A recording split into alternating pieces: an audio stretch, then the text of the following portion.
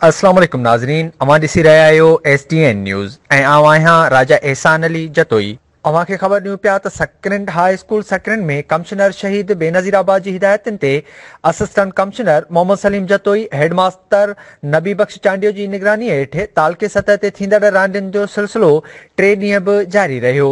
रांदियुनि जे मुक़ाबले दौरान मैदान में आयल हाई स्कूल सकरेंड ऐं हाई स्कूल मशाक जे टीमुनि विच में दिलचस्प मुक़ाबला थिया, जंहिंमें क्रिकेट जो फाइनल थियो, जंहिंमें हाई स्कूल 6 ओवरनि में 110 स्कोर ठाहे मैच पंहिंजे नाले करे वरितो ऐं रसाकशीअ में हाई स्कूल सकरेंड न्यू ऑक्सफोर्ड मजीद कीरियो मुशाइक सिखियो मांझो में मुक़ाबलो थियो, जंहिंमें हाई स्कूल सकरेंड मुक़ाबलो खटी वरितो।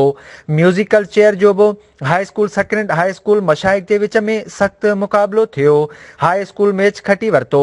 फास्ट ट्रैकिंग में शागिर्दनि ते मुश्तमिल टीमुनि विच में ज़बरदस्त ऐं दिलचस्प मुक़ाबला थिया, जंहिंमें टीमूं सोभ माणे कामयाबी माणे वरिती ऐं कामयाब करार ॾिनो वियो। हाई स्कूल सकरेंड जे मेज़बानीअ हेठि हलंदड़ स्पोर्ट्स इवेंट दौरान शागिर्दनि ख़ूब मज़ो वरितो ऐं लुत्फ़ अंदोज़ थींदा रहिया।